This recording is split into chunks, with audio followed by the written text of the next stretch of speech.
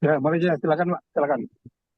Baik, Bismillahirrahmanirrahim. Assalamualaikum warahmatullahi wabarakatuh. Selamat siang, salam sejahtera untuk kita semua, salam pengadaan. Jadi, alhamdulillahirrahmanirrahim, puji syukur kehadirat Allah Subhanahu wa taala, Tuhan Yang Maha Esa, di mana pada hari ini kita bisa berkumpul bersama atau bisa mengikuti kembali ya kelas webinar yang dilaksanakan oleh Muji Santosa Training and Consulting. Dalam hal ini sebelumnya saya ingin mengaturkan terima kasih kepada Bapak Muji Santosa selaku owner dari MSTC dan pemateri kita yaitu Bapak Insinyur Sultan Suang Kupon Lubis MSC ya selaku pemateri kita hari ini. Adapun materi kita hari ini yaitu tentang meningkatkan kualitas perencanaan pengadaan barang dan jasa pemerintah. Baik Bapak Ibu sekalian, sebelum kita mulai acara, alangkah baiknya kita eh, buka acara ini dengan sama-sama melafazkan basmalah Bismillahirrahmanirrahim dan untuk Bismillahirrahmanirrahim. lancar dan untuk kelancaran acara kita hari ini marilah kita berdoa menurut agama dan keyakinan kita masing-masing. Berdoa disilahkan.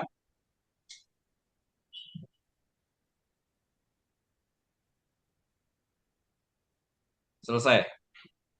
Baik, Bapak Ibu sekalian, mungkin untuk mempersingkat waktu, kita coba ke materi kita ya hari ini yang akan disampaikan oleh Pak Insinyur Sultan Suangkupan Lubis, MSc. Kepada Bapak Sultan, disilahkan Pak, layar Ya, dan mic oke, kami terima serahkan. kasih Pak Beni. Bapak Ibu sekalian, Assalamualaikum warahmatullahi wabarakatuh. Waalaikumsalam warahmatullahi Eh, Materi kita kali ini, saya diminta nih sama Mas Muji nih sebenarnya untuk bagaimana membicarakan bagaimana meningkatkan kualitas perencanaan di pengadaan barang jasa pemerintah nih. Sebelum saya mulai, mungkin Pak Beni, saya mau nanya nih Pak, saya Ya, Pak. menyampaikan dulu semuanya, baru tanya jawab, atau boleh Ya, dipotong nih Pak. Pak Beni? Langsung Pak, jadi Bapak menyampaikan 45 Sampai menit, selesai dulu nanti ya. ya sampai selesai dulu Pak. Ya, Oke, oke, silakan. Nah, ada oke. sesi tanya jawab nanti setelah itu. Thanks, thanks, jawab. Oke. Ini mohon izin nih Pak Beni, saya terpaksa menanyakan next nih Pak ini nih. Oh, Bapak. Gak apa-apa, Pak. Oke, oke, oke. Bapak Ibu sekalian, dalam pelaksanaan pengadaan barang jasa pemerintah ada beberapa hal yang benar-benar ditekankan oleh pemerintah pada saat ini, ya, pada saat ini. Layar berikutnya, next ya. Kita mempunyai tujuan pengadaan, ya. Dari 8 tujuan pengadaan ini ada satu tujuan yang baru muncul ya, baru muncul sebenarnya secara letterlock itu di Perpres kita sekarang, yaitu kita ingin mendapatkan barang jasa yang Ini betul-betul tepat mana ya, Novi? Novi atau tepat kualitasnya, tepat jumlahnya, tepat waktunya, tepat biayanya, tepat lokasinya, dan yang paling penting juga tepat penyediaannya. Nah, pertanyaannya adalah bagaimana kita mendapatkan barang jasa yang tepat tersebut. Nah, seperti kita ketahui ya, kita punya prinsip pengadaan, kita punya etika pengadaan. Tetapi untuk melaksanakan tujuan pengadaan itu, kita harus melaksanakannya dengan tepat. Bagaimana caranya?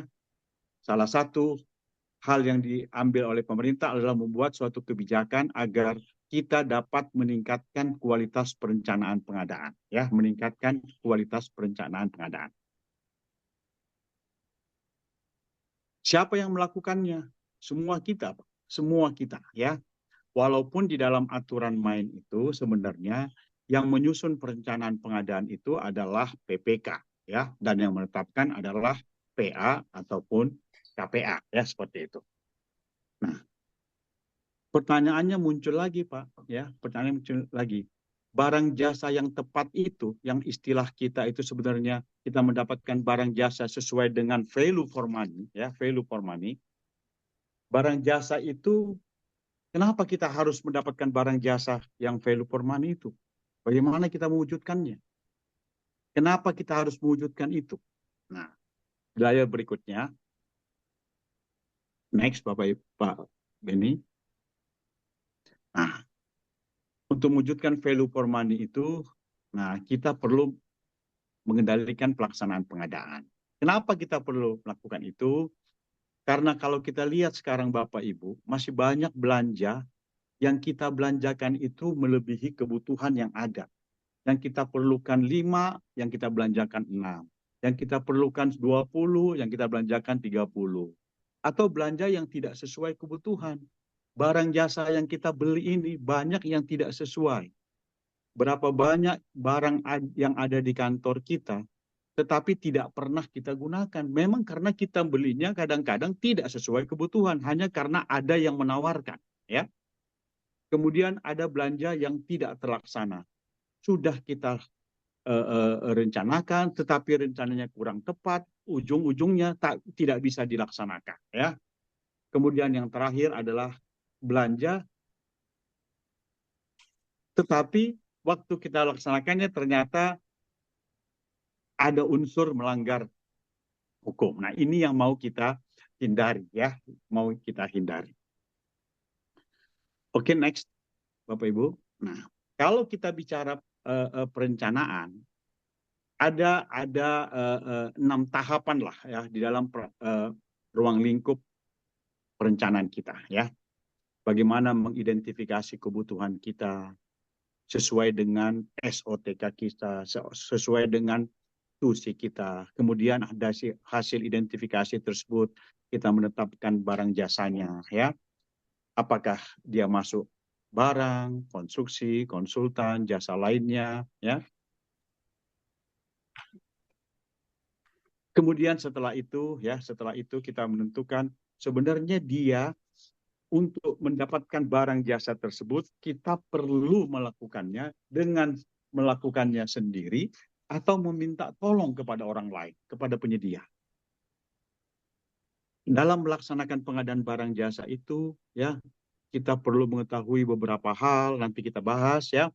Kemudian setelah kita tahu cara pengadaan barang jasanya, kita perlu menentukan apakah barang jasa itu akan dilaksanakan dalam kurun waktu kapan. Ya, kapan barang jasa itu harus tersedia, ya.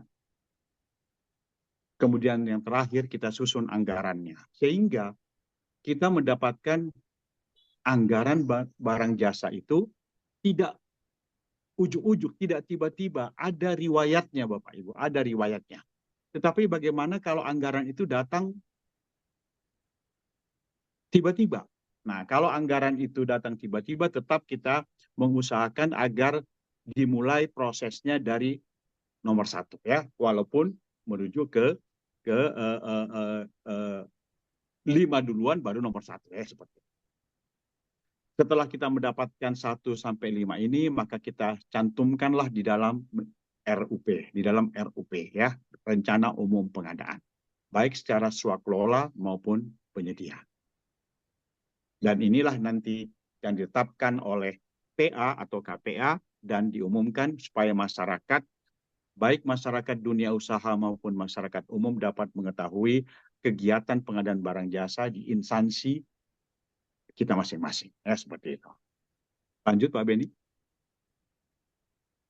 Nah, kapan kita melakukan perencanaan? Secara prinsip sebenarnya kita bisa melakukan perencanaan kapanpun, Pak. Ya, kapanpun. Tetapi kalau kita merencanakannya sejak awal, ya, ada potensi perencanaan kita itu tidak mempunyai anggaran atau bahasanya tidak teralokasikan anggarannya.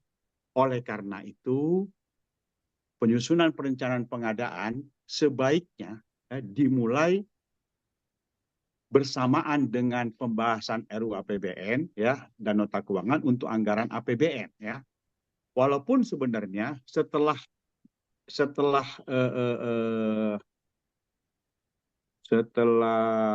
bukan alokasi anggaran, ya, setelah pagu indikatif keluar itu kita sudah bisa lebih baik merencanakannya dibandingkan dengan di awal-awal sebelum pagu indikatif keluar, ya. Nah, kalau untuk APBD memang setelah KUA PPAS disepakati bersama, kita bisa melakukannya, tetapi lebih baik setelah, artinya potensi pencoretannya akan jauh berkurang setelah pembahasan Ranperda APBD-nya. Nah, bagaimana kalau kita mau kontraknya di awal tahun, ya, di awal tahun, cleaning service, kemudian security, internet provider. Nah, perencanaan pengadaannya bisa dilakukan bersama dengan penyusunan RKKL atau RKPD. Pertanyaannya muncul lagi, bagaimana kalau pekerjaan itu yang multi years, yang bisa 3-4 tahun, nah itu bisa dilakukan sebelumnya, ya, sebelum. Lanjut, Pak. Nah, kalau kita lihat diagram ini, kita ingin menggambarkan tadi 6 tahapan tadi dalam pengadaan barang jasa, ya, khususnya di perencanaan. Apakah untuk melaksanakan tugas pokok kita, SOTK kita itu, kita memerlukan barang jasa dengan melakukan identifikasi kebutuhan. Pada waktu kita melakukan identifikasi kebutuhan, perlu detail nggak sih? Atau pekerjaan itu tidak terlalu rumit, ya? Kalau masih memerlukan atau masih perlu didetailkan, kita perlu, ya, membuat tools, Pak, tools. Misalnya formulir bagaimana mengidentifikasi, atau nanti ada peta, atau kebutuhan atau tabel, ya. Kalau tidak, kita bisa dari identifikasi tersebut langsung kita melakukan proses penetapan barang jasa, ya. Ini penting Bapak Ibu, ya, ini penting karena kadang-kadang ada saja orang yang menyatakan hal itu adalah barang padahal itu pekerjaan konstruksi. Ada yang menyatakan itu jasa lainnya padahal itu konsultan, ya. Ini perlu, ya. Setelah kita menetapkan barang jasa, kita harus menentukan sebenarnya pekerjaan yang kita mau laksanakan itu, ya, lebih cocok dilaksanakan dengan swakelola atau dengan penyedia. Yang mana kita utamakan? Kalau ternyata dua-duanya memungkinkan, bisa diswakelolakan, bisa dilakukan dengan penyedia. Nah, ini merupakan pilihan kita, ya, pilihan kita. Tetapi kalau kita masih punya kompetensi, kita masih punya waktu, sebaiknya kita masih melakukannya dengan swakelola, ya, dengan swakelola. Kemudian setelah kita menetapkan bahwa ini dengan swakelola atau dengan penyedia, ya, kemudian kita susun jadwalnya, kapan kita melakukannya, kapan pekerjaan itu akan selesai, apakah melewati tahun anggaran, apakah perlu tahun jamak atau tidak, ini juga harus clear, ya. Karena masih banyak pengertian tahun jamak ini juga masih salah, yang selalu dianggap tahun jamak itu adalah pelaksanaan pekerjaannya melebihi 1 tahun anggaran, ya. Ini kurang tepat, ya. Nanti kalau ada ini kita bahas, ya. Setelah jadwal ditentukan bahwa kita menetapkan anggarannya, ya. Kita menetapkan anggarannya, kemudian anggaran itu dari 1 sampai 5 tadi kita susunlah perencanaannya. Kenapa kita perlu menetapkan perencanaan? Ini berdasarkan tugas daripada PA-KPA bahwa dia menetapkan perencanaan, sehingga hasil dari identifikasi kebutuhan sampai dengan penyusunan anggaran itu dilakukan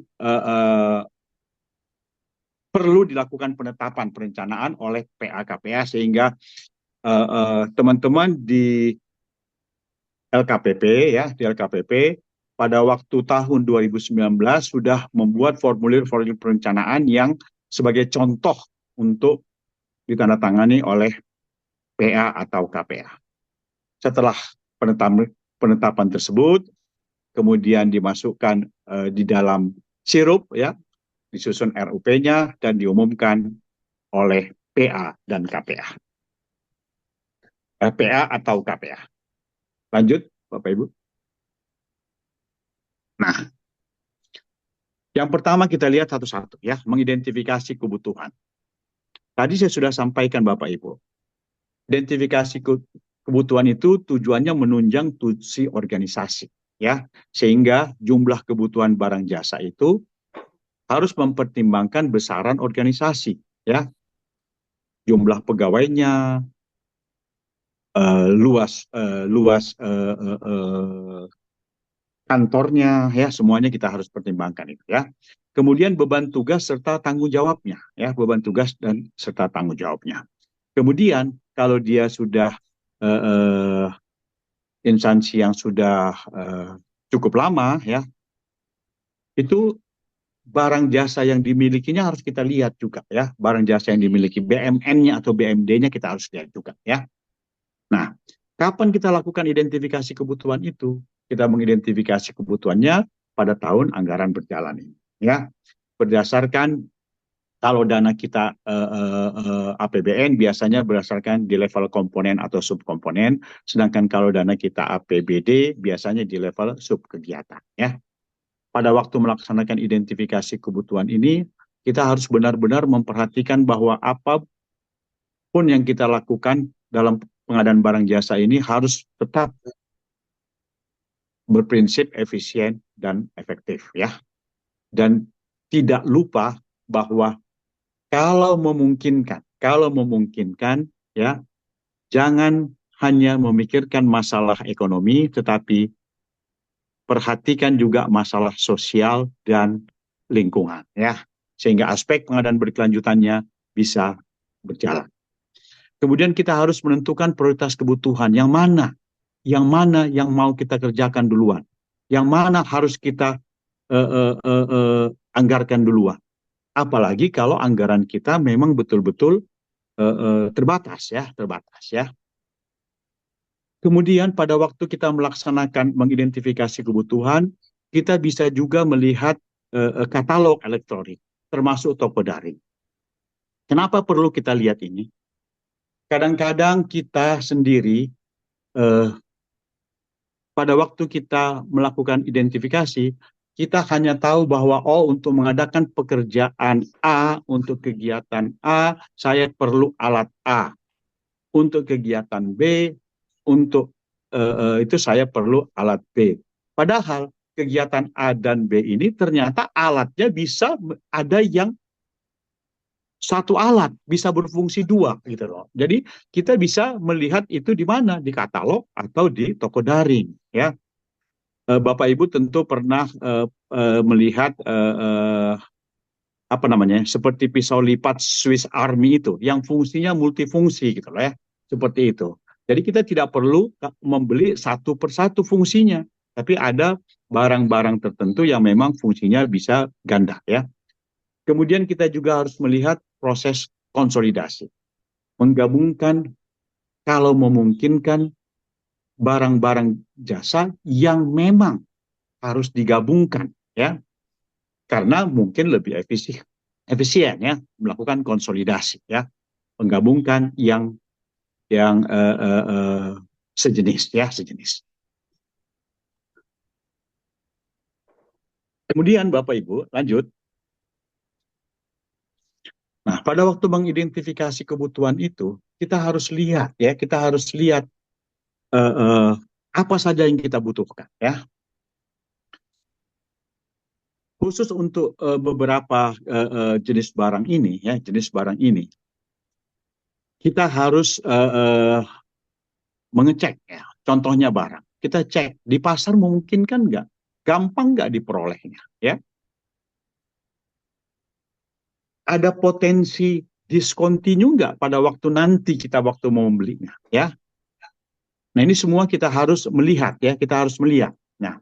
Nah kebutuhan barang di instansi kita masing-masing itu kita lihat riwayatnya juga ya, riwayat pembeliannya ya berapa. Nah, yang paling mudah itu kalau kita sudah melakukan spend analysis ya, menganalisa pengeluaran kita sehingga kita bisa tahu kebutuhan kita sebenarnya terhadap barang-barang tertentu itu untuk tahun berikutnya atau beberapa tahun berikutnya kita sudah bisa mendapat gambaran untuk barang tersebut. Nah, kalau untuk pekerjaan konstruksi, Kalau pekerjaan konstruksinya itu katakanlah pemeliharaan, ya mungkin kita tidak terlalu rumit. Tapi kalau kita membuat pekerjaan konstruksi baru, bangunan baru, kita perlu melihat apakah memang bangunan baru ini dibutuhkan, ya, sebelum kita melakukan desain, ya. Nah, kalau ternyata pekerjaan ini memang dibutuhkan dan desainnya itu agak rumit, jangan dipaksakan desainnya itu harus selesai dengan pelaksanaan pekerjaannya dalam tahun anggaran yang sama, ya. Jangan sampai kita memaksakan, ya, memaksakan. Kalau memang terpaksa harus tahun jamak, ya nggak apa-apa. Dari awal kita merencanakan bahwa pekerjaan konstruksi ini dilakukan dengan tahun jamak, ya. Nah, kembali saya ingatkan, tahun jamak itu adalah pekerjaan yang bukan pelaksanaannya lebih dari 1 tahun anggaran, tapi pelaksanaan pekerjaan yang membebani lebih dari 1 tahun anggaran. Ya, itu yang disebut tahun jamak. Ya. Kemudian pekerjaan konsultan. Kita juga harus tahu, Pak, pekerjaan konsultan ini jangan sampai sebenarnya mubazir. Banyak pekerjaan-pekerjaan konsultan yang saya lihat itu hanya karena memang sudah dianggarkan. Padahal sebenarnya kita bisa tidak perlu pakai konsultan untuk pekerjaan-pekerjaan tersebut, ya. Oleh karena itu kita harus tahu kenapa kita butuh, ya. Apa target yang kita mau kalau kita menggunakan konsultan. Itu harus jelas gitu ya. Apalagi banyak pekerjaan-pekerjaan konsultan itu, Pak, perencanaannya juga tanda kutip dilaksanakan oleh konsultan yang mau ditunjuk. Nah, ini perlu ya. Perlu kita clearkan nih ya. Sehingga kita di dalam pelaksanaan jasa konsultan ini, waktu kita mengidentifikasinya harus jelas target apa sebenarnya yang kita harapkan dari konsultan tersebut. Kemudian jasa lainnya. Jasa lainnya ini seperti kita tahu hampir semua pekerjaan yang ada di kita ini kebanyakan adalah jasa lainnya sebenarnya ya, untuk selain barang ya, jasa lain. Hanya saja di jasa lainnya ini kita harus melihat apakah jasa lainnya ini bersifat rutin atau tidak. Kalau bersifat rutin ya sudah, kita harus menganggarkannya setiap tahun ya. Kita harus membuat dia menjadi pekerjaan prioritas. Nah, kembali lagi nanti prioritasnya itu bagaimana? Nah, kalau kita lari ke SPM, kita harus kadang-kadang kita perlu kerjasama dengan pihak lain, tanda kutip penyedia, supaya kita punya kontrak yang kontrak payung ya, supaya kita tetap mendapatkan barang itu dengan harga yang tetap kompetitif ya, seperti itu. Tapi kalau dia tidak rutin ya kita harus melihat kepentingan dari pekerjaan jasa lainnya tersebut ya, seperti itu. Lanjut, Pak. Nah, tadi saya sampaikan bahwa pada waktu kita melakukan identifikasi kebutuhan, apakah kita perlu ya, kita perlu analisis yang lebih detail ya terhadap kebutuhan kita tersebut. Kalau memang kita perlu, pada tahun 2019 sebenarnya LKPP sudah mengeluarkan keputusan Deputi 2 ya tahun 2019, nomornya saya lupa, nomor 10 apa begitu ya, tentang petunjuk teknis perencanaan pengadaan barang jasa ya. Di dalam petunjuk teknis tersebut disebutkan kalau dibutuhkan analis detail kita bisa menggunakan formulir pertanyaan yang berisi pertanyaan-pertanyaan supaya menggayat kita terhadap memang kita butuh apa tidak pekerjaan itu ya. Kemudian ada tabel identifikasi dan ada peta identifikasi atau dokumen-dokumen lain yang mendukung itu. Sehingga nanti Bapak Ibu dari identifikasi kebutuhan ini kita mendapatkan apa kebutuhan kita, jenisnya apa, kemudian kriteria pelaku usahanya bagaimana, uraian pekerjaan yang mau kita laksanakan, dan lokasi pekerjaannya. Lanjut, ini ada contohnya Bapak Ibu, formulirnya, lanjut. Ini ada formulirnya, contoh-contoh pertanyaan yang menggait itu, kemudian ada identifikasi kebutuhan dengan tabel, dan ada lagi dengan seperti mind map dengan Satu lagi Pak ini, ya peta identifikasi kebutuhan. Oke, Bapak Ibu sekalian, setelah kita menginventarisir sebenarnya apa saja yang kita butuhkan di dalam melaksanakan tugas organisasi kita, tupoksi kita, maka kita harus menetapkan apakah kebutuhan kita itu masuk ke dalam barang, konstruksi, konsultan, jasa lainnya, atau masuk menjadi pekerjaan terintegrasi. Ya, saya kasih gambaran Bapak Ibu. Kadangkala kita hanya melihat judul paketnya tanpa melihat isi daripada ruang lingkup pekerjaannya. Pengadaan kantor, selalu asumsinya adalah konstruksi. Padahal pengadaan kantor itu bisa juga menjadi jasa lainnya kalau kita melakukan sewa kantor. Ya, sama dengan pengadaan patung, membuat patung, atau membeli patung. Ya, kemudian ada juga pekerjaan-pekerjaan yang dulu di LKPP sempat menjadi masalah dibawa ke PT UN adalah pekerjaan survei, ya, survei. Survei itu masuk pekerjaan apa? Nah, akhirnya di contoh ya di perleb kita disebutkan sudah nyata di sana survei yang membutuhkan telaahan itu masuk menjadi konsultansi, sedangkan yang tidak membutuhkan telaahan tenaga ahli masuk menjadi jasa lainnya. Nah, Bapak Ibu sekalian, kalau kita ingin lebih detail ya memasukkan jenis pengadaan barang jasa ini melakukan kodifikasi, maka Bapak Ibu perlu ya melihat ke KBKI yang dikeluarkan oleh teman-teman BPS ya, klasifikasi baku komoditas Indonesia ya, seperti itu.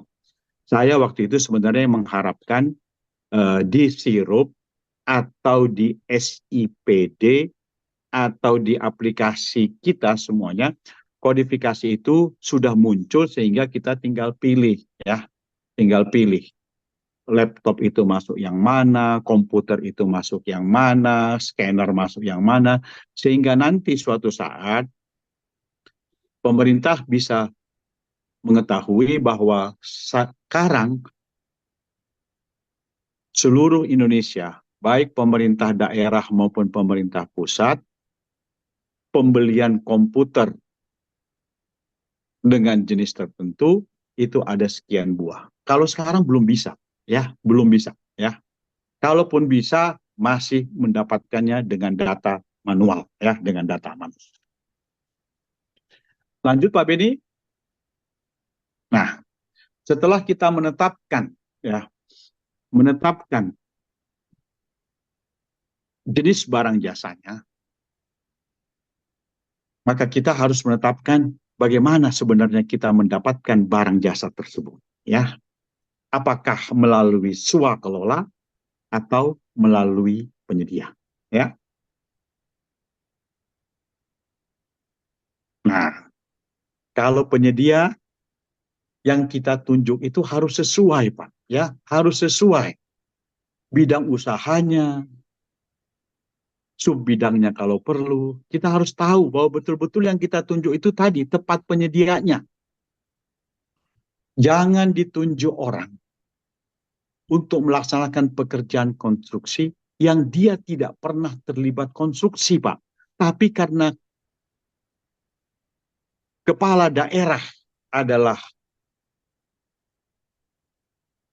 saudaranya, sehingga dia mendapatkan pekerjaan itu dari kepala daerah dan kemudian minjam perusahaan kepada perusahaan konstruksi. Ini yang harusnya kita hindari, ya, kita hindari.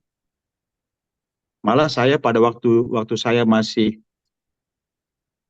zaman dulu itu ya kalau perlu kita tahu itu kita tidak perlu ikutkan dia, ya, tidak perlu kita ikutkan dia. Misalnya kita tahu PT A adalah direkturnya si A. Tetapi waktu mendaftar yang berhubungan dengan kita PTB, tapi PTA yang masuk, tapi yang datang adalah direktur PTB. Jangan dilayani, ya. Itu harusnya kita tidak perlu melayani itu. Makanya pada waktu Perpres 54 disusun, itu disebutkan, ya, bahwa penyedia itu kontraknya harus yang tanda tangan itu namanya ada di akte atau dia pegawai tetap, ya. Tidak boleh hanya akte notaris tapi dengan kuasa tapi dia dasarnya apa, ya, seperti itu. Nah, kemudian kalau kita menetapkannya dengan swakelola, nah kita juga harus lihat nih swakelolanya yang mana. Kalau masih kita mampu sendiri, kerjakanlah dengan sendiri. Kita punya anggarannya, kita yang melaksanakan sendiri. Tapi kalau kita yang punya anggarannya tapi kita tidak mampu melaksanakan, minta tolonglah kepada KLPD lain, ya. Tetapi kalau kita ingin memberdayakan ormas maupun pokmas, maka gunakanlah tipe 3 maupun tipe 4, ya. Tipe 3, tipe 4 ini betul-betul ormas yang memang sudah ada di masyarakat. Bukan kelompok-kelompok masyarakat yang muncul setelah anggaran kita turun. Ya, ini harus clear nih Bapak Ibu, ya. Di swakelola ini, karena masih banyak sekarang Pak.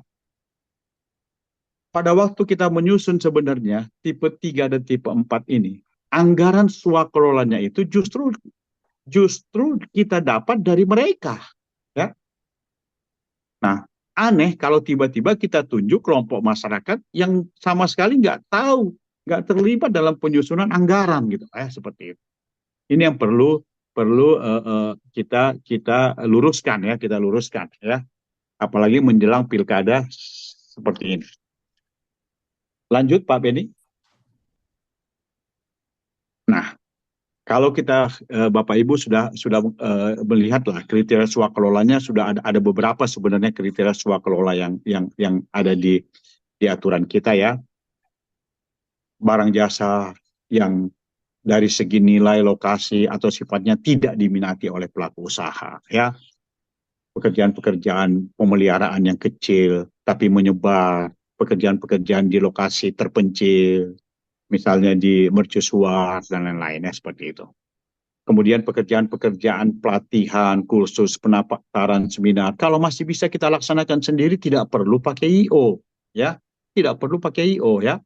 Nah, penyelenggaraan sayembara dan kontes, ya, gitu kan, kita yang lakukan sendiri. Kemudian pengadaan barang jasa dengan yang dihasilkan oleh usaha ekonomi kreatif, pembuatan film, ini kita bisa kasih kepada teman-teman di instansi lain yang memang bergerak di seperti itu. Contohnya teman-teman ada di Kominfo atau di Dikbud, ya, seperti itu. Kemudian sensus, pengolahan data, ya, ini kita laksanakan sendiri saja, termasuk pengujian laboratorium, ya. Lanjut.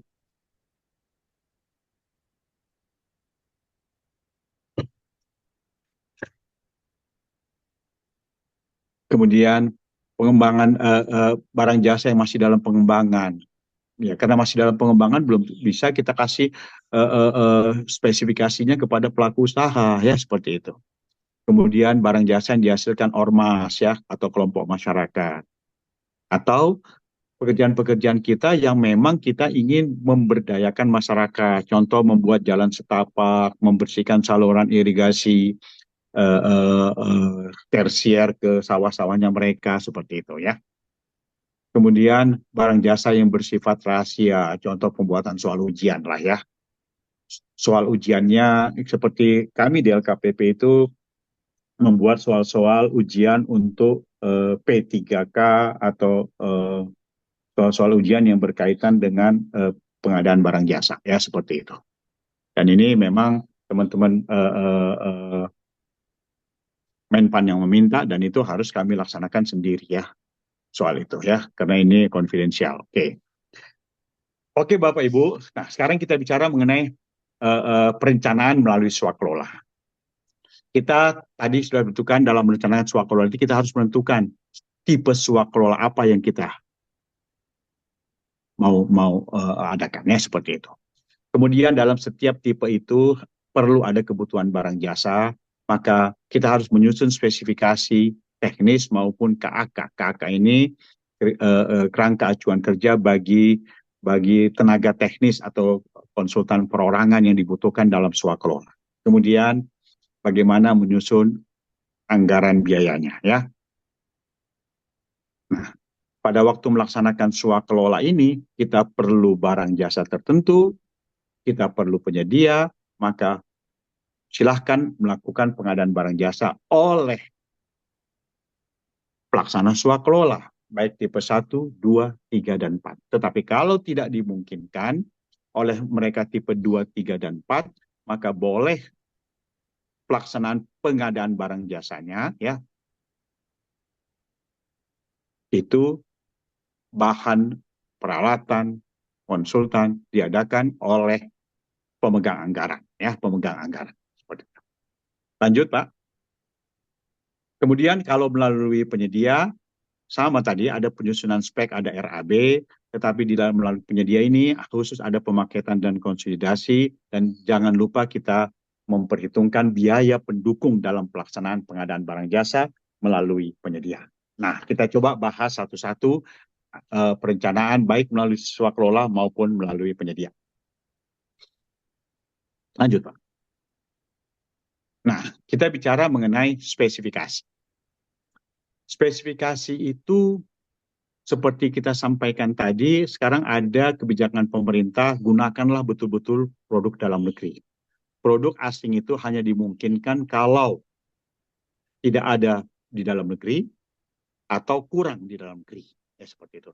Tapi prinsipnya, kalau sudah ada salah satu barang, ya khususnya barang nih, sudah ada nilai TKDN-nya plus BMP-nya 40%, maka barang asing tidak boleh ikut, tidak boleh dibeli, ya seperti itu.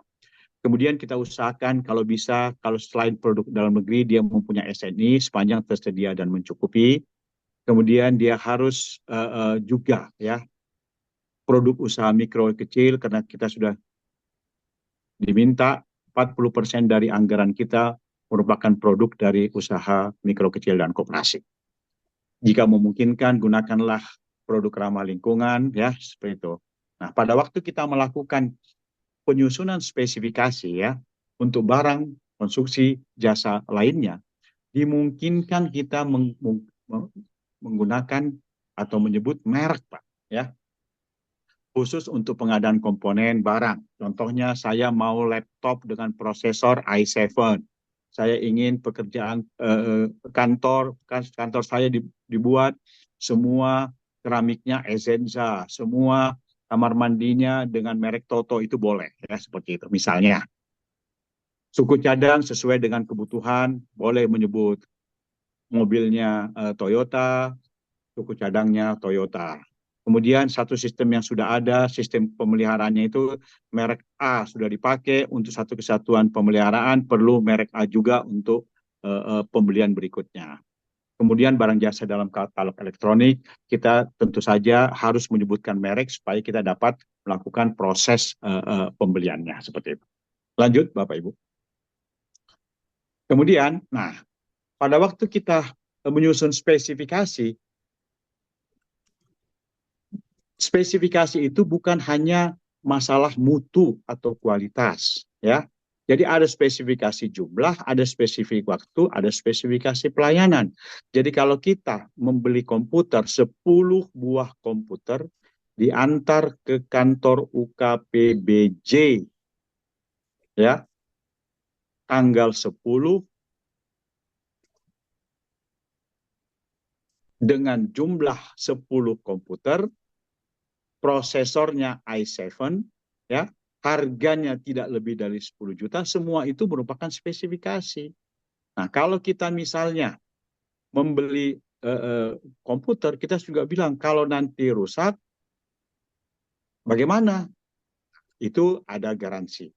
Kalau kita sewa, misalnya mesin fotokopi, spesifikasi pelayanannya juga harus kita cantumkan. Misalnya eh, Kalau mesin fotokopinya rusak 1 kali 24 jam wajib diperbaiki. Kalau dalam 1 kali 24 jam tidak dapat diperbaiki, wajib diganti. Itu harus disampaikan di dalam dokumen spesifikasi. Ya. Kemudian kalau konsultan harus ada minimum 3, Pak ya, 3 yang tercantum: uraian pekerjaannya, kapan dilaksanakan, dan bagaimana kompetensi tenaga ahlinya, ya, tenaga ahlinya, termasuk kompetensi badan usahanya, ya. Nah, kalau sumber pendananya itu otomatis ya seperti itu. Lanjut, Pak Benny. Nah, kemudian kita lihat pemaketan. Kita lihat ya, pemaketan itu menggabungkan pekerjaan-pekerjaan menjadi satu paket, ya, menjadi satu paket, ya. Ada yang penting di sini kita lihat ya, selain pengertian pemaketan tadi ya, ada larangan, ya. Ini yang banyak terjadi kesalahan, Pak. Menyatukan paket yang tersebar di beberapa lokasi, padahal lebih efisien dilakukan di lokasi masing-masing. Ini muncul kadang-kadang atau biasanya itu terjadi karena PPK-nya di pusat atau di ibu kota provinsi, lokasinya di beberapa kabupaten. Ya, ini perlu dilihat. Memang harus disatukan nggak? Lebih efisien, efektif nggak disatukan? Ya seperti itu. Ya. Kemudian menyatukan paket yang sifat dan jenis pekerjaannya harus dipisah. Komputer dengan printer itu harusnya tidak bisa digabung, Pak. Ya, kenapa? Karena tidak semua penyedia komputer menjual. Ulangi, tidak semua. Ulangi, AC dengan komputer tidak bisa digabung karena tidak semua penjual komputer itu menjual AC. Ya, tapi kalau kebanyakan penjual komputer adalah menjual printer, komputer dan printer bisa digabungkan. Seperti itu. Jadi tidak boleh menggabungkan yang sifat dan jenis pekerjaannya harus dipisah. Nah, pertanyaannya muncul. Jalan dengan jembatan boleh digabung nggak? Nah, itu nanti pertanyaan yang mungkin bisa kita bahas nanti itu ya. Jalan dengan jembatan bisa digabung nggak ya? Kemudian menyatukan paket yang besaran nilainya harusnya dilakukan usaha kecil. Ada 5 bangunan ya, yang nilainya masing-masing 5 miliar. Digabungkan menjadi satu paket karena menjadi satu lokasi, misalnya pemekaran wilayah, bikin 5 kantor yang baru di sana. Padahal tidak ada efisiensinya atau efektifnya kalau digabung. Padahal kalau digabung, usaha kecil nggak bisa masuk karena dia menjadi 25 misalnya seperti itu. Ya. Jadi tidak boleh kita melakukan pemaketan seperti itu untuk menghindari usaha kecil. Ya. Kemudian tidak boleh memecah paket untuk menghindari tender. Ya.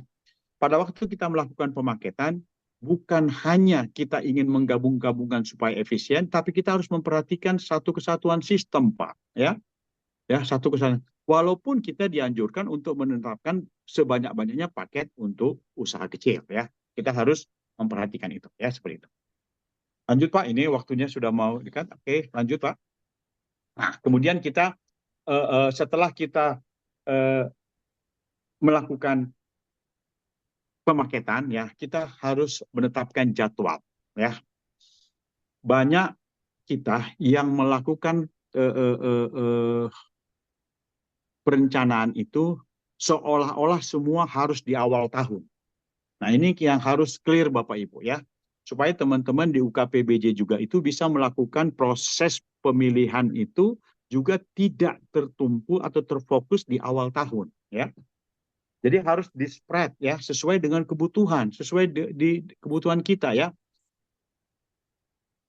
Pada waktu kita mau melakukan swakelola, kapan kita melakukan persiapan ya, harus ditentukan dari awal. Kapan kita melakukan pelaksanaan juga harus ditentukan. Untuk swakelola ini agak aneh kalau kita salah ya, karena ini tergantung kita. Nah, pada waktu pelaksanaan dengan instansi pemerintah lain atau dengan Pokmas dan Ormas, juga kita minta dari awal kemampuan mereka kapan. Disitulah kita merencanakan ya. Jadi kita harus tahu ini benar-benar perencanaannya dengan benar ya.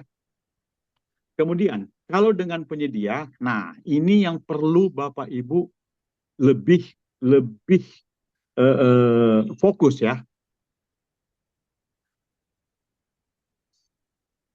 Prinsip dasarnya adalah kapan barang jasa itu harus diterima, harus ada, ya.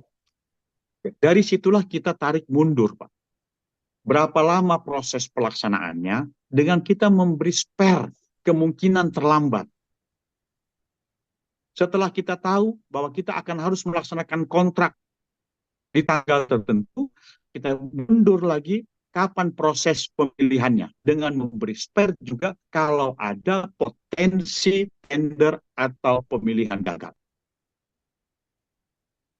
Nah, supaya kita tahu itu. Nah, kalau memang pekerjaannya panjang, kita boleh melakukan proses tendernya mendahului tahun anggaran. Bahkan kita pun boleh melaksanakannya dengan multi-years. Walaupun memang multi-years tidak begitu mudah untuk urusan administrasinya. Tapi jangan memaksakan sesuatu itu harus di tahun anggaran yang sama. Apalagi kalau pekerjaan konstruksi yang desainnya, konsultannya dipaksakan bersamaan dengan waktu pelaksanaan konstruksinya. Yang ini yang harus Bapak Ibu perhatikan. Nah, dalam menyusun jadwal itu, Bapak Ibu mempertimbangkan karakteristik barang jasanya, kapan waktu pengirimannya, kapan dimanfaatkan, tadi metode pemilihannya bagaimana, kapan proses pemilihannya, dan kapan barang jasa itu ada di pasar. Lanjut, Pak. Nah, setelah jadwal Bapak Ibu tentukan, maka kita susun RAB-nya. Ya, RAB-nya. Kembali lagi, Pak. RAB ini harus kita susun sesuai dengan apa yang mau dikerjakan. Ya. Jangan ada komponen yang terlupakan. Ya. Nah, sumber datanya bisa internal, bisa eksternal, ya. Kalau internal dari belanja-belanja sebelumnya atau unit kerja lain. Sedangkan kalau dari eksternal kita bisa lihat di internet, kita bisa lihat di unit-unit instansi lainnya seperti itu ya. Nah, tapi kita juga harus memperhitungkan inflasi dan lain-lain. Contohnya, masih banyak yang saya dapati merencanakan harga pembelian di katalog ini untuk tahun anggaran depan memperhitungkan harga katalog, ulangi, bukan memperhitungkan, mengambil langsung harga katalog tahun ini tanpa memperhitungkan adanya perubahan harga di tahun depan. Sehingga pada waktu pelaksanaan ternyata tidak mencukupi anggarannya untuk membeli barang jasa yang dibutuhkan.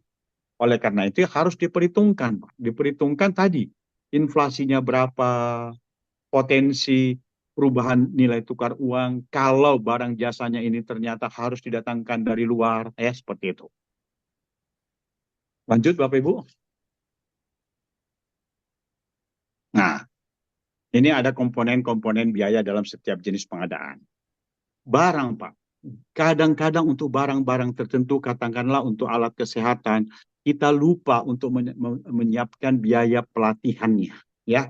Sehingga pada waktu barang itu mau dioperasikan, penyedianya tidak bersedia karena tidak ada biaya pelatihan untuk melaksanakan atau mengoperasikan alat itu, khususnya untuk daerah-daerah yang jauh dari posisi pengiriman barangnya, seperti itu ya. Untuk pekerjaan konstruksi, biaya perencanaan, nah ini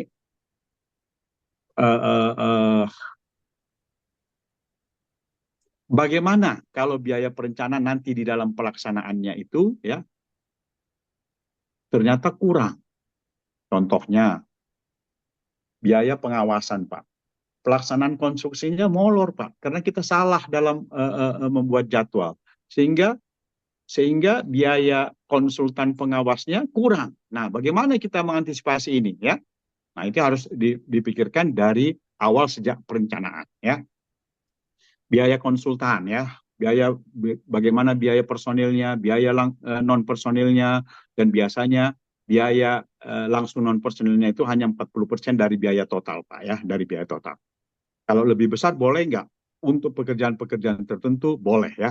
Misalnya di daerah yang terlalu pedalaman, lakukan survei atau melakukan dengan alat-alat survei yang canggih, yang mahal, biasanya misalnya survei udara membutuhkan pesawat, ini juga bisa lebih besar dari 40% ya, seperti itu. Lanjut Pak Ya, Beni. ya. Mohon izin Pak, mungkin tinggal 3 Ya, menit waktunya, ya, nanti ya, dipercepat. ya, ya, oke. Terima kasih Pak. Nah, nah ini contohnya nih Pak. Nah, misalnya kita nyusun RAB nih, ya, ada pekerjaan genset nih, ada proses perencanaannya, ada proses pengadaannya. Nah, pertanyaannya, waktu kita nyusun RAB, dua ini. Pelaksanaannya satu atau dua paket gitu loh. Nah, ini harus dilihat gitu loh ya.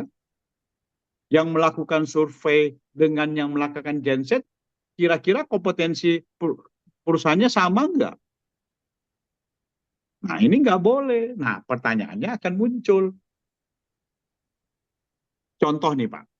Ini kan hanya pemeliharaan genset. Bagaimana kalau pengadaan genset dan rumah gensetnya?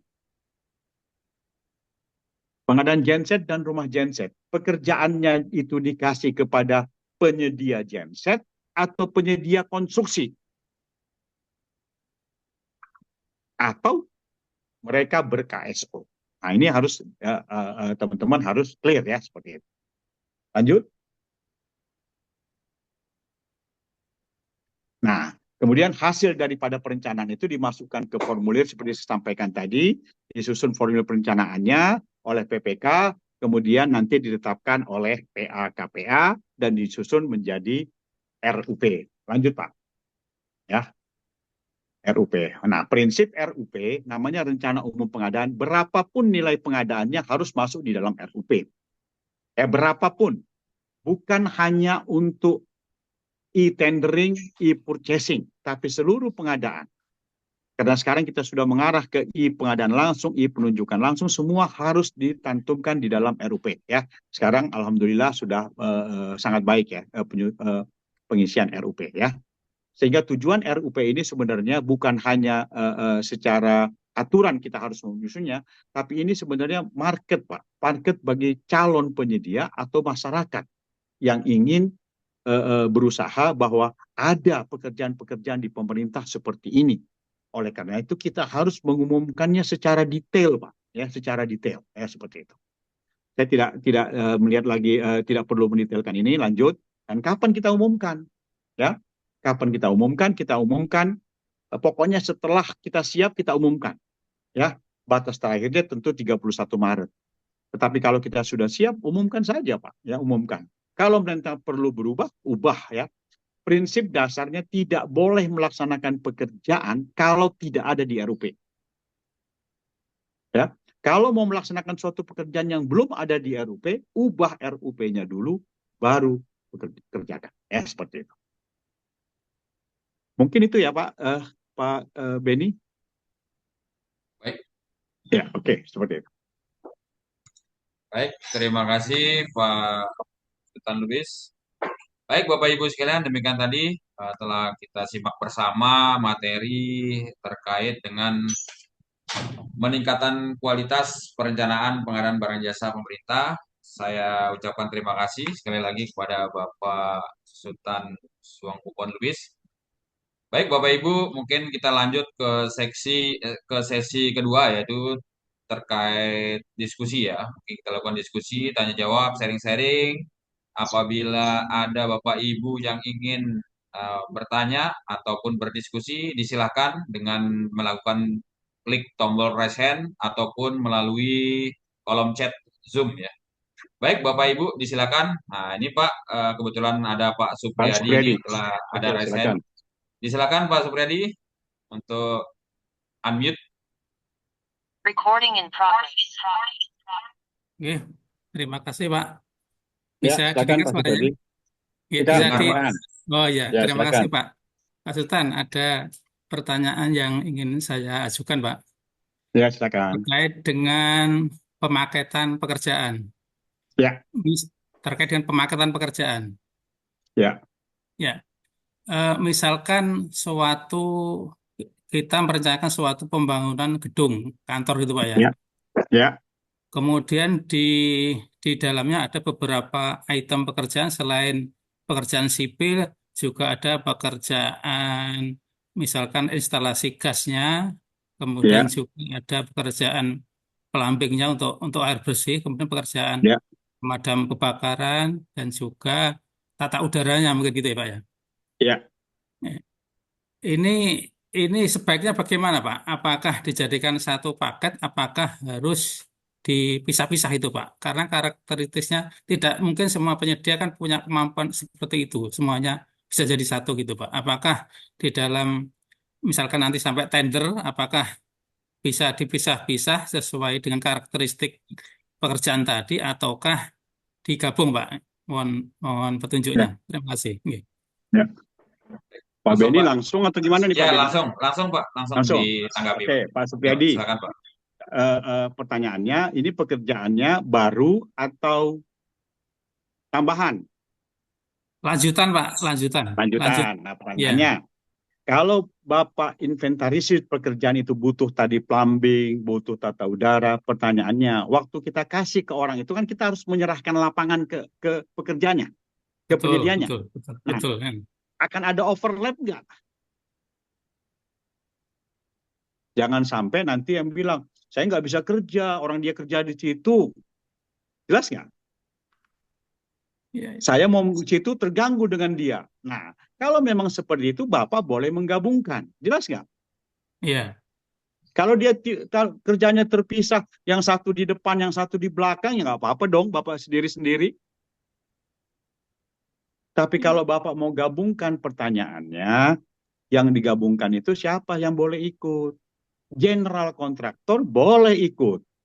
Tapi orang yang ber-KSO, dia hanya punya izin plumbing, tapi tidak punya tata udara, dia boleh join dong dengan orang yang punya izin tata udara. Jelas nggak? oh, Itulah yang namanya KSO. Saya paling gampangnya gini nih Pak, paling gampang. Bangunan itu kan pada dasarnya ada biasanya tiga nih Pak, tiga nih ya, biasanya. Biasanya saya punya sipil sekaligus arsitektur, kan gitu kan? ya, Ada orang yang punya mechanical dan punya electrical, electrical, kan ya, gitu kan? ya, Ada ya, yang orang yang punya tata lingkungan, kan gitu kan? ya, Ya, Nah, kalau saya mau bangun gedung baru, kalau saya bilang general kontraktor, kasihan dong yang hanya mechanical electrical nggak pernah dapat. Mereka boleh ber-KSO, Pak. Antara mechanical electrical satu perusahaan, sipil arsitek satu perusahaan, tata lingkungan satu perusahaan, tiga perusahaan KSO. Kita tidak boleh membatasi kalau kita mau mendapatkan yang lebih kompetitif gitu loh. ya, Nah, pertanyaannya tanggung jawabnya mana? Tergantung tanggung jawab perjanjian KSO-nya mereka. Oh, kami tanggung renteng, ya udah, kalau ada salah tiga-tiganya blacklist. Tapi kalau tanggung rentengnya sesuai tugasnya, yang salah di sipil, ya orang tata lingkungan sama mechanical electrical nggak boleh di blacklist. Jelas nggak? iya, ya. Nah, seperti Berarti, itu gitu kok. berarti gini Pak, KSO-nya itu sudah dimunculkan ketika dalam rancangan kontrak ataukah itu internal dari general kontraktor tadi Pak? Kita di dalam instruksi kepada peserta kita sudah sebutkan bahwa ini boleh dikerjakan oleh general kontraktor. Pokoknya kita bikin syarat ABC. Kalau ABC itu hanya bisa dipenuhi oleh satu perusahaan, silakan. Tapi kalau tidak bisa dipenuhi oleh satu perusahaan sehingga dia gandeng perusahaan lain, dia ber-KSO, boleh. Hmm. Jangan kita larang justru gitu loh. Yang Iya, sering terjadi justru kita memaunya general kontraktor. iya, iya, Gitu loh. iya, iya. Berarti di rancangan kontraknya bisa dimunculkan untuk anu subkontrak Pak ya? Bukan subkontrak, KSO. Beda, Beda. KSO ya, KSO ya. SO. KSO, Oh, siap, KSO. siap. Nggih, nggih, Ya. nggih. Kalau KSO, tiga-tiga perusahaannya itu ikut, tiga-tiganya diperiksa, Pak. Siap, siap. Kualifikasinya diperiksa, Pak. Salah satu kualifikasinya salah, gugur.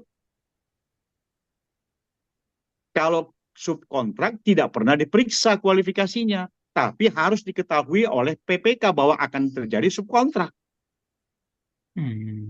Gitu loh Pak Supriyadi. Oke. Siap, Pak. Terima kasih informasinya. Oke, ya. Oke. Silakan Baik, yang lain. baik, terima kasih Pak Supriyadi. Mungkin ada Bapak Ibu yang lain yang ingin bertanya, silakan untuk bisa klik tombol raise hand. Namun di kolom chat ini ada Pak Sultan. Jadi ini Ya, ada dari Pak Aryo, atau mungkin mau open mic langsung Pak Aryo nih, ya. atau saya Open mic aja deh, biar open mic. Ayo, monggo ya. Pak Aryo. Ini ada nggak Pak Aryo? Nah, ini saya bacakan Pak, mungkin ya, dari Pak Aryo ini. Jadi izin bertanya Pak, dalam DPA ada kegiatan monitoring dan ada perjalanan dinas. Apakah jenis pengadaan barang jasa tersebut gitu? Mohon pencerahannya Pak. Nah, ini beliau lagi di jalan nih Pak Aryo. Ya, sekarang pertanyaannya, komponen perjalanan dinas itu apa sih? Kan gitu kan? Betul. Kan komponennya apa gitu loh. Kalau gaji dan upah itu kan sebenarnya ya itu jasa lah, kan gitu kan? Pertanyaannya kalau hotelnya ya otomatis dong. Berarti itu menjadi jasa lainnya gitu loh. Jadi pertanggungjawabannya jasa lainnya, tapi pertanyaannya apakah itu kalau jasa lainnya kita mau mengadakan hotel itu harus pakai aturan yang umum? Ya enggak.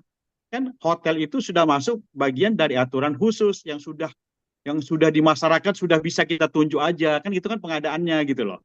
Itu namanya pengadaan spesifik, kan gitu kan? Jadi nggak perlu itu gitu loh. Masuk kegiatan pengadaan barang jasa, tapi tidak harus tidak totalnya masuk pengadaan barang jasa seperti itu ya. Betul. Baik, Bapak Ibu, disilakan apabila ada yang hal-hal yang ingin disampaikan atau sharing-sharing, bertanya.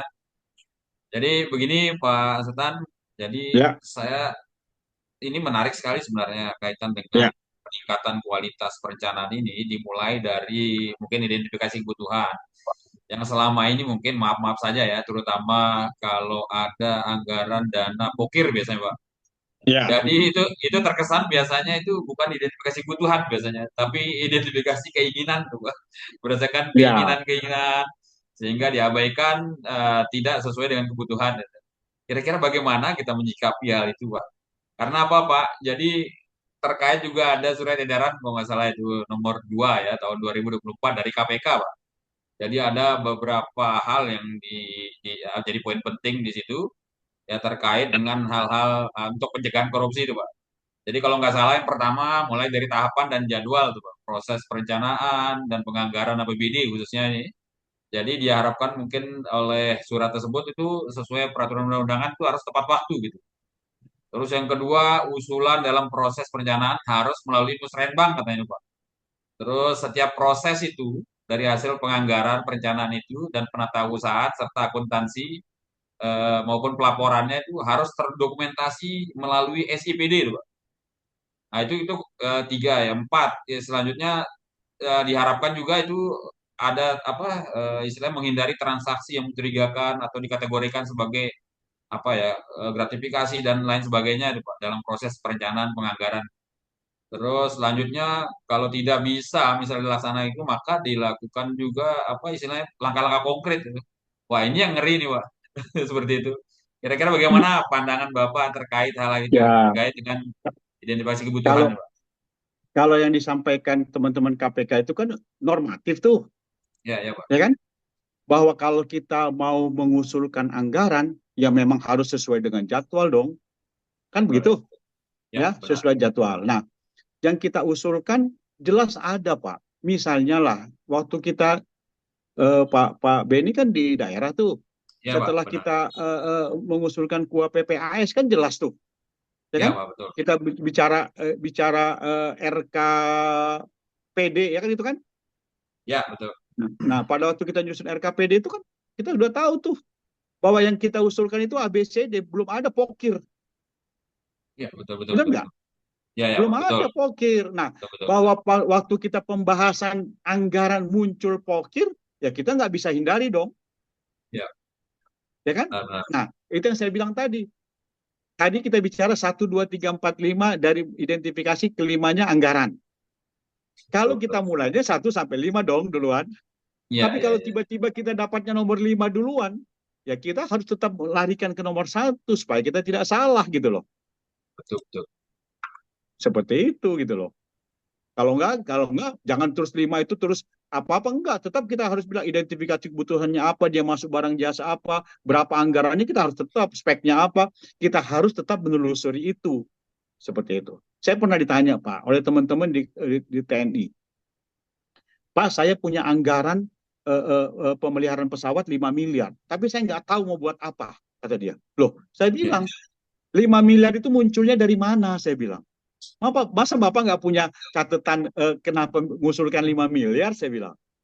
Ya, Kan ya. dari riwayat Bapak selama ini memelihara kan muncul dong angka itu gitu loh. Bahwa Ya. yang dilaksanakan nanti beda, itu urusan lain, saya bilang. Seperti itu, Pak Beni. Oh, Gitu. baik, baik, Ya. baik. Baik, Pak Sultan, kebetulan ini ada Ibu Rustiati nih. Oke, Ya, silakan. silakan Bu Rustiati yang sudah raise hand nih. Unmute, Bu. Baik, baik, terima kasih Pak Beni dan Pak Sultan. Apa Izin kabar, saya Bu? bertanya, Pak. Alhamdulillah baik. Sebaliknya Pak Sultan. Aduh, baik, Bu. Baik. Udah pensiun nih, Bu. Udah pensiun. Alhamdulillah sehat ya Pak. Udah. Ya, ya. Mohon Gimana, maaf, Bu? suara saya terdengar jelas ya Pak ya? Ya, Terdengar, Jelas, Bu. Bu. ya. Baik, terima kasih. Ada satu hal aja mungkin ya Pak ya. Satu hal, Ya. tapi ini sharing juga Pak. Kita tuh kebetulan saya di sini kerja ya Pak ya. Pokja, terus juga pernah juga ikut membantu melakukan pendampingan perencanaan ke PPK. Nah, Ya. pada saat kita sebagai Pokja nih Pak, Recording in progress. memang ada beberapa dokumen yang harusnya dilengkapi pada saat PPK menyusun dokumen perencanaan Pak. Ya. Misalkan kalau kayak kita bikin gedung, itu ternyata mereka belum ada amdalnya, atau lahannya juga belum dibebaskan, nah, seperti itu Pak. Kita waktu itu kita sebagai Pokja jadi agak bingung gini Pak. Di satu sisi kita berharap ini lengkap dulu ya Pak ya, dokumennya clear dulu proses. Tetapi di sisi lain kita dituntut Pak untuk tetap melaksanakan proses pemilihan gitu Pak. Nah, apakah dengan adanya perbedaan ya, maksudnya dokumen perencanaannya belum clear, apakah kita juga masih tetap harus jalani Pak proses pemilihannya gitu ya Pak ya? Padahal ini kalau kita prediksi ini sumber masalah nanti di kemudian hari gitu ya Pak. Pada saat nanti ada pelaksanaan kontrak ternyata belum clear, misalkan dokumen amdalnya atau harus ada rekomendasi teknis kalau terkait pembangunan jembatan dan jalan itu dari tim KKJTJ misalkan gitu ya Pak ya. Iya. Ini belum di perencanaan. Sebaiknya sikap kita harus seperti apa nih Pak? Kalau saya mungkin bertanya sikap kita sebagai Pokja dan sikap kita sebagai PPK. Jadi ini kebetulan jadi dilematis nih Pak. Kita mau hentikan dari si Pokja, tapi ada kebijakan ini harus selesai misalkan tahun ini gitu. PPK juga jadi bingung jalan apa enggak ya gitu. Kalau jalan kan dokumen perencanaannya belum clear gitu Pak. Mungkin ada saran dari Pak Sultan sebaiknya sikap yang kita ambil sesuai dengan aturan baik Pokja maupun PPK ini seperti apa gitu Pak Sultan. Terima kasih, mohon maaf ya kurang berkenan Pak Beni, terima kasih. Oke, Pak Beni, saya mau Ya, ngelihat dulu ke fungsi Biro PBJ nih. Salah satu tugas Biro PBJ itu kan melakukan advokasi nih. Ya kan? Betul, betul. BIMTEK kan gitu kan? BIMTEK nih. Nah, pertanyaannya, sebelum kejadian harusnya teman-teman di UKPBJ itu memberikan arahan kepada seluruh unit kerja lain bahwa untuk pekerjaan-pekerjaan ini perlu, seperti saya jelaskan tadi, untuk konstruksi sebelum bukan hanya desain, tapi studi kelayakannya atau amdalnya kata Ibu Rustiati tadi gitu loh. Itu harus ada dulu untuk pekerjaan-pekerjaan yang memang menurut aturan perlu amdal. Ya. Kan begitu? Nah, jadi dari awal, bukan pada waktu sudah kejadian. Nah, kan begitu. Nah, yang kedua lagi, nah memang yang paling bagus itu kami dari LKPP dulu ya, sudah menganjurkan pada waktu melakukan perencanaan pengadaan, dari awal sebenarnya sudah melibatkan UKPBJ dengan inspektorat, Pak. Jadi di LKPP juga sekarang itu kalau ada pekerjaan yang dilakukan oleh kediputian tertentu, itu direview oleh inspektorat dan oleh UKPBJ gitu loh. Jadi artinya sebenarnya UKPBJ itu Pak Beni, Bu Ya. Rustiati, jangan nunggu bola. Dari awal sudah mengikuti di draft APBD pun ya sudah dilihat. Oh ini pekerjaannya ini kan besar nih. Kayaknya perlu AMDAL nih. Udah ada AMDALnya belum? Ingatin tuh instansinya gitu loh.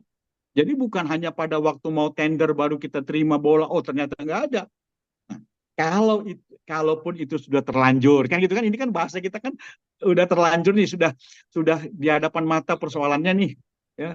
Nah kalau itu sudah terlanjur ya duduk bersama dulu dengan inspektorat ya, duduk bersama dulu, jangan bebannya diberikan kepada Pokja. Pokja itu kan pelaksana, bukan yang bukan melakukan perencanaan. Dia melakukan proses pemilihan kan gitu kan, walaupun dia tugasnya juga melakukan review kan gitu kan. Ya. Nah, jadi sebelum dia melakukan eksekusi pemilihan, dia perlu mendapat arahan ya dari pimpinan dari UKPBJ maupun dari inspektorat, supaya nanti di belakang hari dia bukan menjadi tumpuan itu masalah di Pokja tuh bukan masalah kami, kita nggak bisa gitu loh ya. Jadi harus dari awal itu Bu Rustiati gitu loh, harus dari awal kita langkah pertamanya itu kita yang harus proaktif. Yang kedua itu kalau sudah terjadi kita harus melibatkan instansi lain supaya kita tidak disalahkan nantinya gitu. Baik. Saya pernah kejadian Pak di satu kabupaten baru, ada PJ Bupati. PJ Bupati ini membuat kegiatan-kegiatan yang belum ada APBD. Kan begitu? Nah, kemudian APBD-nya muncul nih Pak. Ini semua yang dikerjakan tadi masih terutang. Nah, pertanyaannya, yang mana mau dimasukkan di APBD definitif? Saya minta ke PJ Bupatinya, saya bilang ke dia, undang aja semua muspida, ya, rapatkan, nanti keputusan muspida itu semua, itulah yang dimasukkan di APBD. Termasuk sesudah diaudit oleh BPKP. Berapa yang dimasukkan di APBD, itulah yang dimasukkan anggarannya untuk membayar utang saya. Supaya kita nggak ada masalah gitu. Jadi jangan kita sudah menjadi masalah dulu, baru kita cari jalan keluarnya gitu lah. Ini yang susah nih Pak, gitu Pak Beni. Ya. Benar-benar. Ya. Bagaimana Ibu Rustiati? Saya rasa jelas ya pencerahan dari Pak Sultan ya. Terima kasih banyak Pak Beni. Siap. Terima kasih ya Pak ya. Betul. Iya Bu Berarti Rustiati ya. diutamakan Ya, fungsi selalu, Pak. pendampingan nih Bu Rustiati ya. Pendampingan, iya. Iya dari awal. Penting itu. Kasih, Dari Pak. awal. Jadi waktu masuk pengusulan dari itu, dari usulan-usulan itu ke DPRD, kita sudah ngikutin gitu loh. Ya, kita sudah tandai yang hal-hal yang memang nanti menjadi masalah gitu loh. Kita sudah berhubungan dengan teman-teman di kan kita pasti punya PIC masing-masing dong di masing-masing instansi itu gitu loh. Supaya tidak ada masalah gitu loh dari awal gitu. Baik, terima kasih. Betul. Ya. Sama-sama Ibu Rustiati. Ya, sehat Ya. selalu ya. Baik Pak Sultan. Ini kebetulan ada di kolom chat ini ada pertanyaan lagi nih Pak. Ini Pak Eko, Rumah Sakit Bayangkara Nganjuk ini. Kalau mau open mic, disilakan Pak Eko. Biar seru gitu. Beliau ada tadi nih, misalnya. Atau lagi ada kegiatan mungkin ya. Atau saya bacakan saja nih Pak. Ya. Jadi pertanyaan beliau begini. Izin bertanya Pak Sultan. Kalau terjadi kesalahan perhitungan RAB dari konsultan perencana konstruksi. Dan kesalahan tersebut baru diketahui saat pelaksanaan pekerjaan dimulai. Bagaimana bentuk pertanggungjawaban konsultan untuk penyesuaian RAB sementara pagu anggaran tidak mencukupi? Nah, terima kasih. Nah, kira-kira bagaimana nih Pak? Pertanyaannya bukan begitu Pak. Oh, Ini ya, ini baru. ini ini ini ini ini kejadian nih, ya kejadian nih. Pertanyaannya begini, pada waktu kita mau melakukan eksekusi pemilihan, yang kita pegang RAB atau HPS, HPS, Pak. HPS. clear kan? Ya, clear. HPS, oke, clear ya. Nah, kalau RAB salah, kalau HPS salah, tendernya benar nggak? Saya selalu kasih contoh begini, Pak. Kalau ada pekerjaan itu nilainya katakanlah 10 miliar, dibikin HPS-nya, harga pasarnya 10 miliar, dibikin HPS-nya 15 miliar, berarti terlalu tinggi. Kan gitu kan? 50% dari harga pasar. Kan gitu? Nah, Ya. RAB-nya juga salah.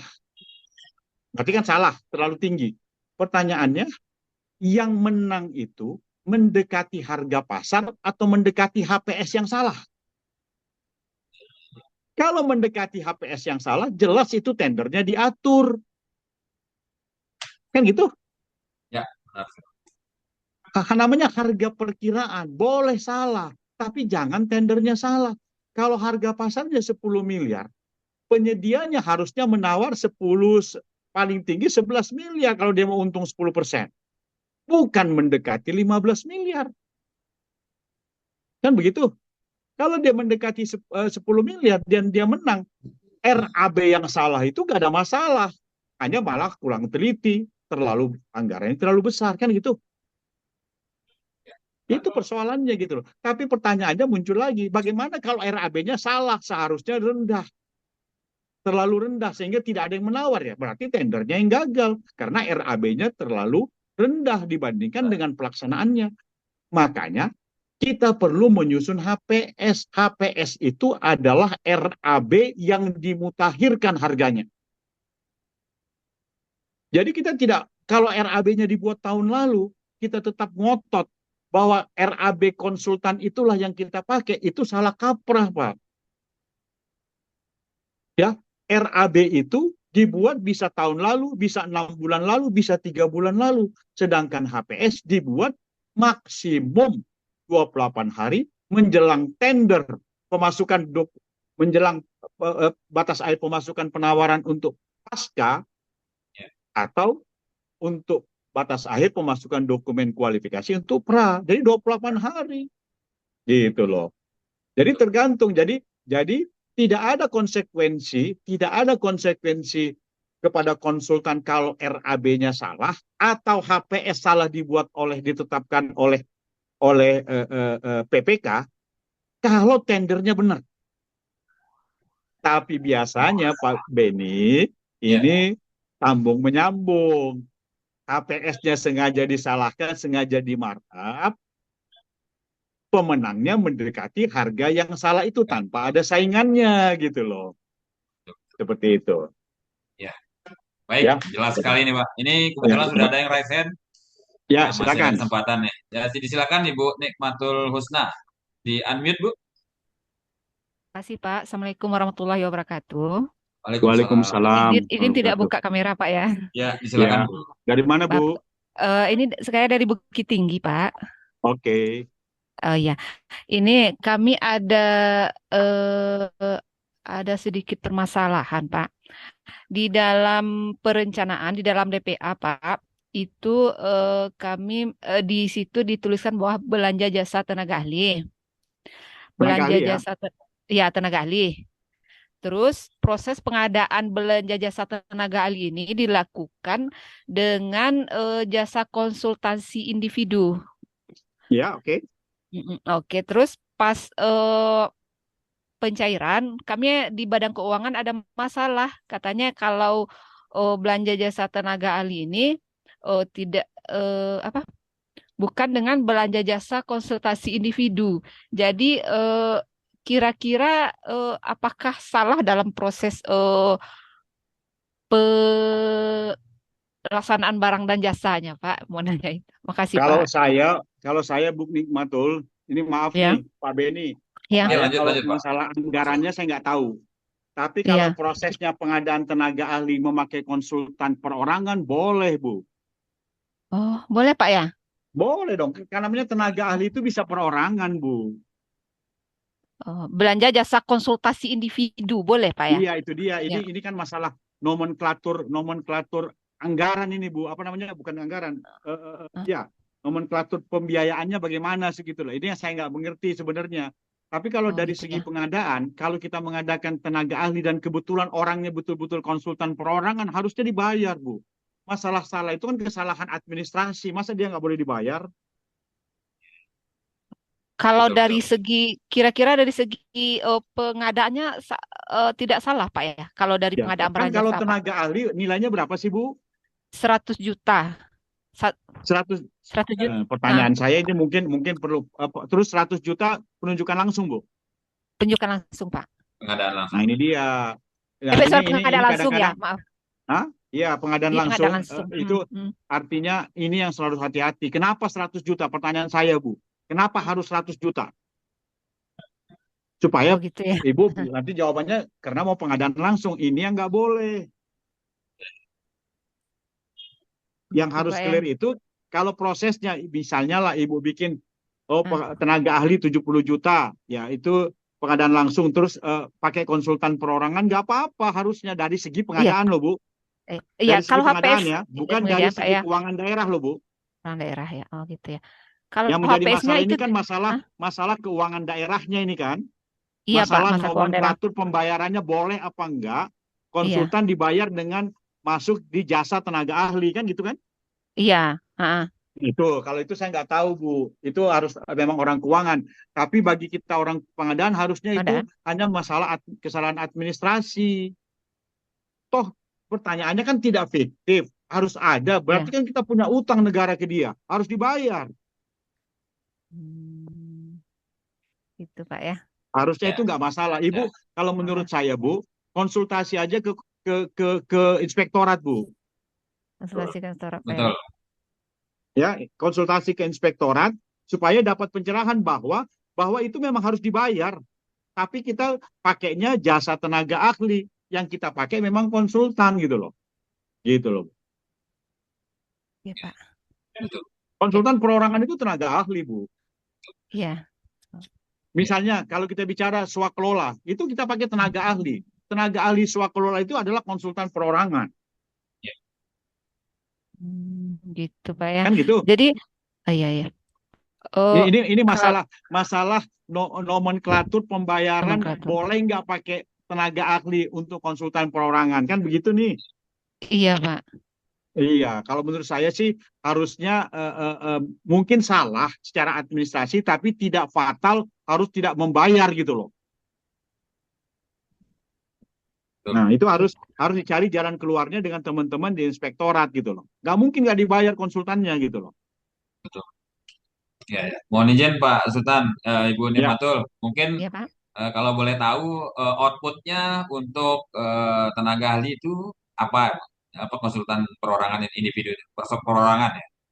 Outputnya yang ingin Konsultan dicapai. kebetulan ini konsultan video untuk pemetaan penyusunan RT Oh, RW Pak. benar. Oh, apalagi Sama RT pas RW planologi. itu udah clear saya pasti rasa itu Pak. konsultan. Konsultan Ya, bisa perorangan. Betul betul sekali. gitu Pak ya. Baik, Iya, jadi baik. itu bahasanya gini Bu Nikmatul, Oh iya pekerjaannya Pak. ada, cuman cara Iya. membayarnya mungkin yang tanda kutip secara Iya. administrasi masih kurang pas gitu loh. Secara Hmm, administrasi bukan berarti fiktif gitu loh. Nah, itu yang harus dicari jalan keluarnya oleh teman-teman di keuangan. Ya, Nah, kita hanya bisa penengahnya adalah inspektorat gitu loh. ya benar sekali. Jadi Harus untuk Ya, pendampingan selanjutnya inspektorat.